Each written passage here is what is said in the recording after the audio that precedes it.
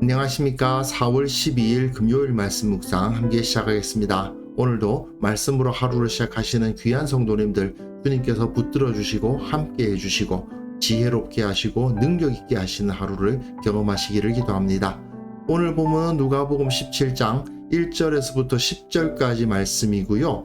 이제 누가복음의 주제가 조금 또 바뀝니다. 우리가 신앙생활을 함에 있어서 어떤 마음 자세를 가져야 되는가에 대한 이야기로 넘어가고 있어요.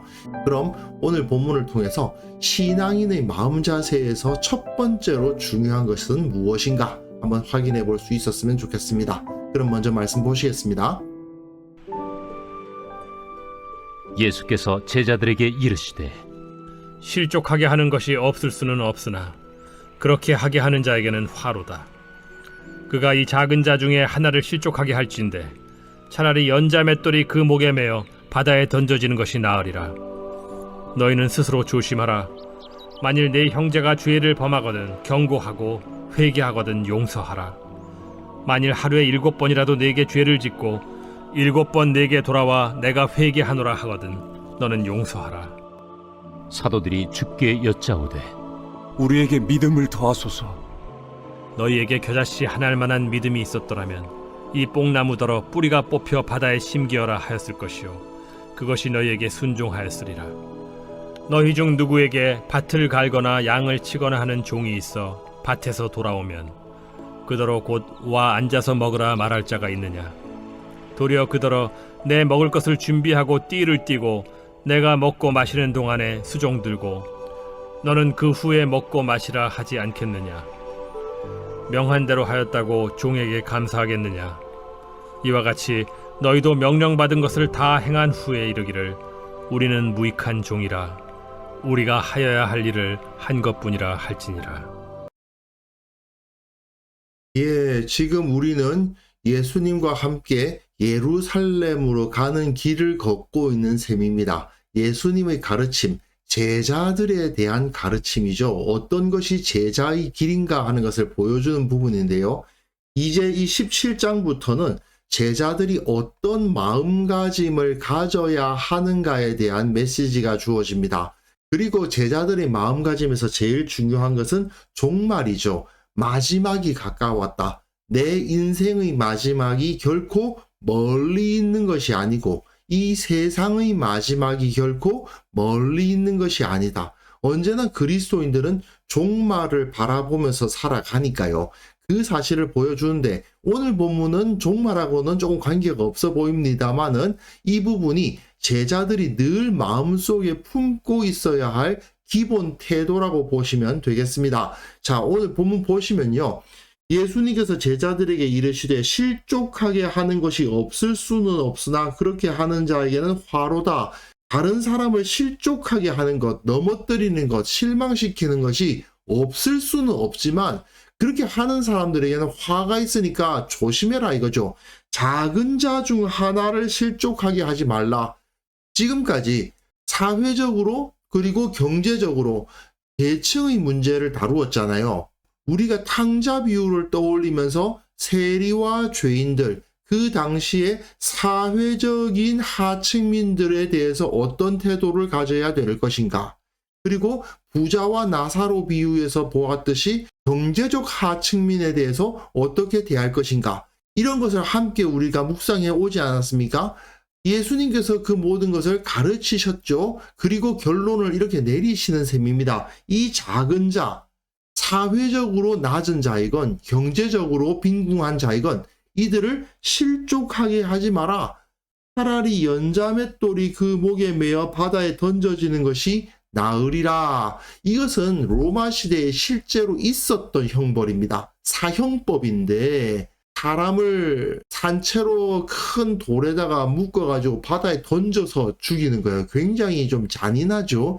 그런데 이게 더 잔인한 이유가 뭐냐 하면 사형을 당한 사람의 시체를 찾을 수가 없습니다. 가족들이 시체라도 수습을 해가지고 장사를 지내주고 싶은데 그것 자체를 못하게 만들어버리는 거죠.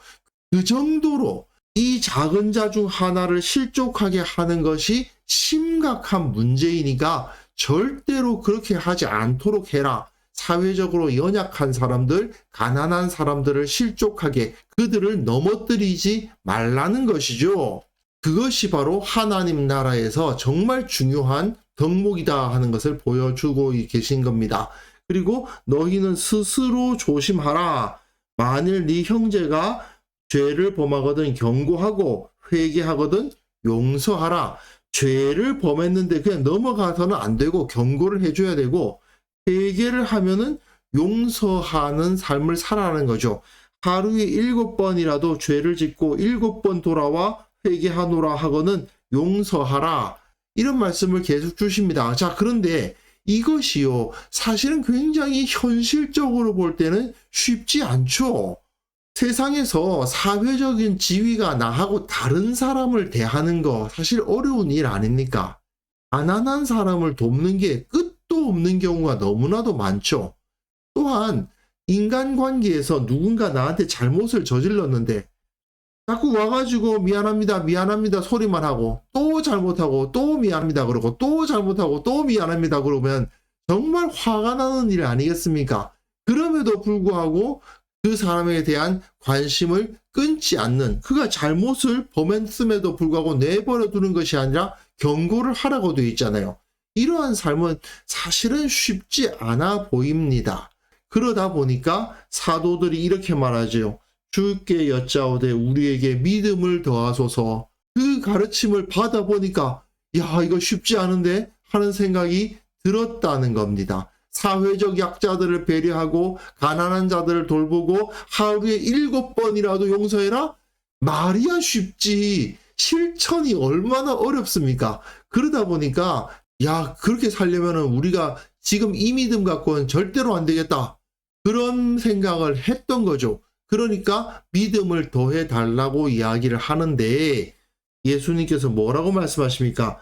너희에게 겨자씨 한 알만한 믿음이 있었더라면 이 뽕나무더러 뿌리가 뽑혀 바다에 심겨라 하였을 것이요 그것이 너희에게 순종하였으리라. 겨자씨 한 알만한 믿음이 있으면 이러한 능력이 나타난다는 말씀으로써 내가 믿음이 작아서 이런 일은 할 수 없다라고 말하는 것은 잘못됐다는 뜻이에요. 작은 믿음도 얼마든지 큰 권능을 발휘할 수 있다. 문제는 우리가 믿음이 없어서가 아니라 우리 가운데 죄가 많기 때문이죠. 하나님을 거역하고자 하는 마음이 많은 게 문제지 믿음이 적은 게 문제가 아니라는 것입니다. 아무리 그 믿음이 작다 하더라도 그 믿음을 통해서 하나님께서는 일해 주신다는 거죠. 그렇다면 이 믿음이 제대로 발휘되지 못하게 하는 문제는 무엇인가? 또 이 믿음을 완전히 잘 발휘하기 위해서는 어떤 마음을 품어야 하는가를 가르치시기 시작하는데 오늘 본문부터 쭉 이어집니다. 첫 번째가 이거예요. 너희 중 누구에게 밭을 갈거나 양을 치거나 하는 종이 있어서 밭에서 돌아오면 그대로 곧 와서 앉아 먹으라 말할 자가 있느냐? 종이 있을 경우에는 종은 일 다 시키고 또 와서 먹을 것 준비해라. 내가 먹고 마시는 동안 수종 들으라. 그 후에 너는 먹고 마시라고 하지 않겠냐? 명한 대로 하였다고 종에게 감사하겠느냐?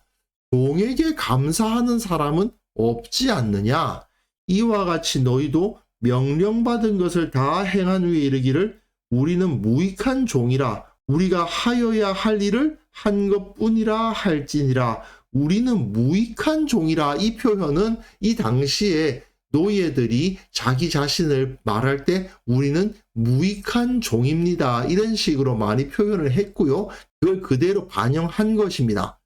여기서 예수님께서 말씀하시는 것은 바로 제자들의 믿음을 막는 그 믿음의 권능이 나타나지 못하게 하는 첫 번째 장애물, 첫 번째 적이 뭐냐?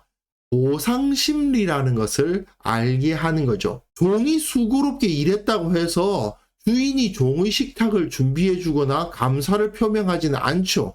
종은 아무리 섬겨도 무익한 종일 뿐이지 않습니까? 물론 이 현대에는 노예제도가 없다 보니까 좀 피부에 와닿지 않는 비유이긴 합니다만은 그러나 조금만 생각해보면 당연한 이야기죠. 종은 주인으로부터 감사의 인사를 받지 않습니다. 그냥 그대로 행할 뿐이죠. 그런데 문제는 예수님께서 뭘 말씀하고 계시는 겁니까? 이 제자들이 보상 심리를 갖게 된다는 것을 지적하시는 거예요. 내가 주님의 일을 이만큼 했어. 근데 다른 사람들보다 내가 더 일을 많이 했네? 그러면 내가 더 큰 자야. 내가 더 높은 자야. 내가 더 복을 많이 받아야 돼. 이런 생각을 갖게 된다는 거예요. 실제로 제자들 사이에서 누가 크냐는 논쟁이 일어나기도 하고 그랬잖아요. 결국 무엇 때문입니까? 이 보상 심리 때문이죠. 내가 이렇게 많은 일을 했으니 더 많은 복을 받아야 되는 거 아니겠어? 아니, 내가 이렇게 많이 기여했으니 적어도 칭찬은 제일 먼저 받아야 되지 않겠어? 이렇게 생각하게 되는데 이것이 믿음의 능력을 발휘하지 못하게 하는 첫 번째 대표적인 걸림돌이다라고 말씀하시는 거죠. 현대교회에서도 얼마든지 찾아볼 수 있는 일입니다. 내가 이만큼 교회를 섬겼는데 하나님께서 복을 주시겠지. 다른 사람들 봐. 다 불경건하잖아. 나는 이렇게 경건하게 살려고 노력하고 있는데 하나님께서 내게 더 좋은 것을 주시겠지. 이렇게 생각하는 거죠. 내가 이만큼 성경을 공부하고 기도를 했으니 하나님께서 내게 복을 주실 거야. 그런 기대를 하시는 경우가 많이 있는데 하지만 이러한 보상 심리는 잘못된 거죠. 우리는 무익한 종이어서 하여야 할 일을 한 것일 뿐인데 그것에 대해서 대가를 받고 칭찬을 받으리라는 기대를 하게 되면 우리의 믿음의 권능이 나타나지 않는다는 것입니다. 사실 이 당시 유대교가 왜 망했냐? 이 보상 심리 때문에 망한 거예요. 보상 심리가 확고하게 세워져 있다 보니까 종교적인 계층 사회가 되고 마는 거죠. 더 많은 시간을 성경 연구에 보내고 더 오래 기도하고 더 많이 봉사하면 종교적으로 더 높아지고 그렇지 않은 사람들은 낮은 자가 되는 거 아닙니까? 그러다 보니까 그 가운데 하나님께서 뜻하신 바는 전혀 반영되지 않는 거예요. 주님께서는 그러한 종교 집단을 원하신 게 아니거든요. 내가 더 많이 일했다고 더 많이 칭찬받고 더 많이 헌금했다고 더 많이 높아지고 그러한 공동체는 전혀 하나님의 나라와는 관계가 없는 것이고 하나님의 능력과도 전혀 관계가 없는 겁니다.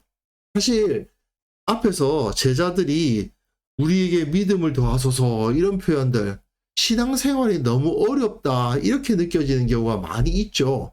그런데 한번 가만히 생각해 보십시오. 우리가 정말 신앙생활하는 게 그렇게 어려운가요?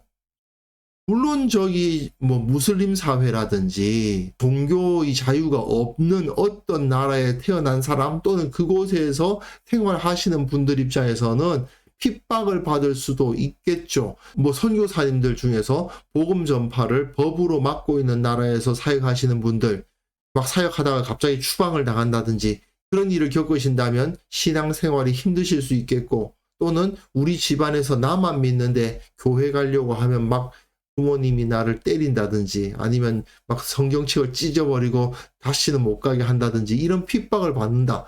그렇다면 신앙생활이 어려울 수 있죠. 근데 그게 아니고 특별한 핍박이 없는데 주위 사람들이 내 신앙을 반대하는 사람도 없고 그렇다고 인정해주지 않는다고 하더라도 말이죠.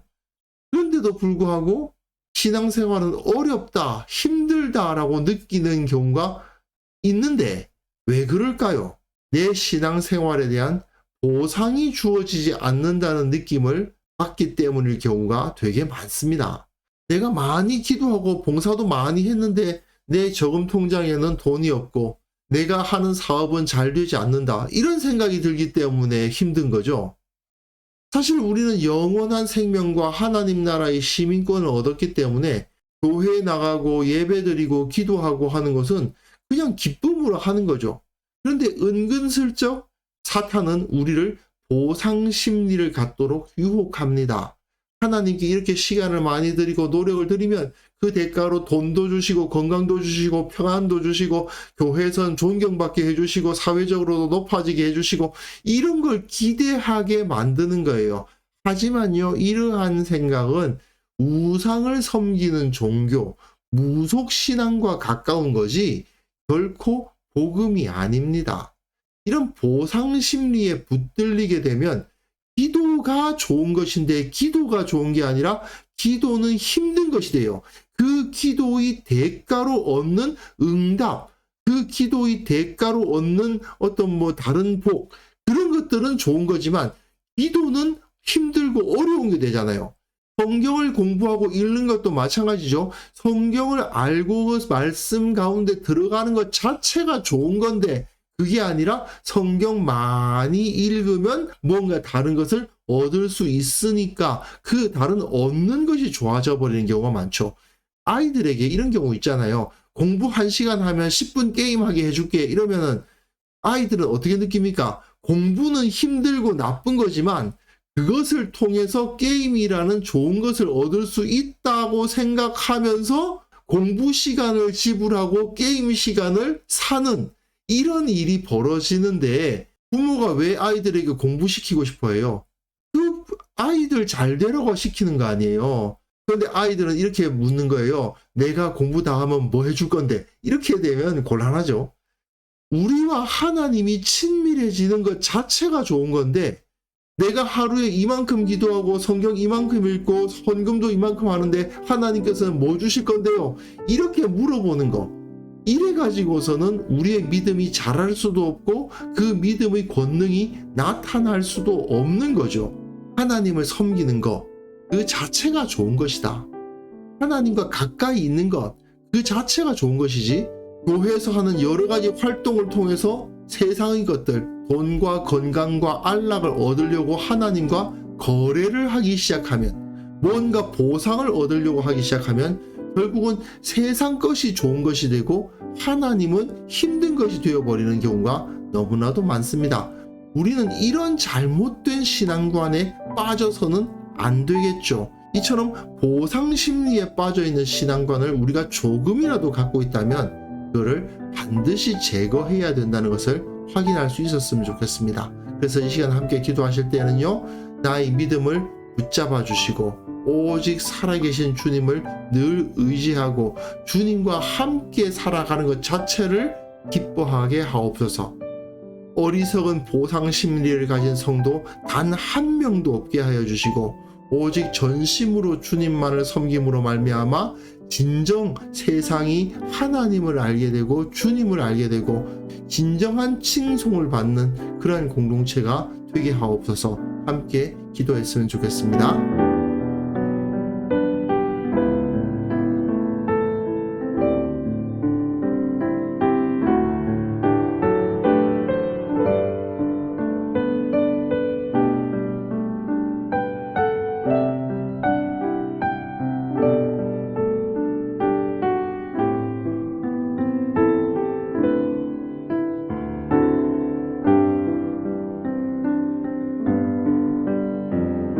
거룩하신 하나님 아버지, 우리의 믿음을 붙잡아 주옵소서. 우리의 믿음이 잘못된 걸림돌에 의해서 넘어지지 않도록 도와주시고 살아계신 주님과 함께하는 역동적인 신앙생활을 해나갈 수 있도록 도와주시기를 원하옵고 바랍니다. 우리 교회 내에 어리석은 보상심리를 가진 성도 한 명도 없도록 도와주시고 모두가 전심으로 주님을 섬기기를 기뻐하는 자들 다 될 수 있도록 도와주시고 그것을 통해서 나타나는 믿음의 권능을 체험하는 자들 되게 하여 주옵소서. 한국교회에 속한 모든 성도들 주님께서 붙들어 주시고 참으로 주님을 온전한 마음으로 섬기고 그 섬김을 통해서 세상에 하나님의 능력을 나타내고 결국 세상이 주님과 교회를 칭송하는 그러한 역사가 일어날 수 있도록 주께서 은혜 베풀어 주시기를 원하옵고 바랍니다. 아버지, 오늘 하루 우리가 살아가는 그 모든 삶 가운데에서 이러한 섬김과 이러한 능력이 나타나기를 원합니다. 믿음을 가졌더니 실로 주께서 이러한 일을 행해 주셨다고 간증할 수 있는 하루가 되게 하여 주시고 우리의 기도에 응답하여 주시고 항상 기뻐하고 쉬지 말고 기도하고 범사에 감사하는 삶이 온전히 이루어지는 오늘 하루 만들어 주옵소서. 감사드렸고 예수님의 이름으로 기도합니다. 아멘.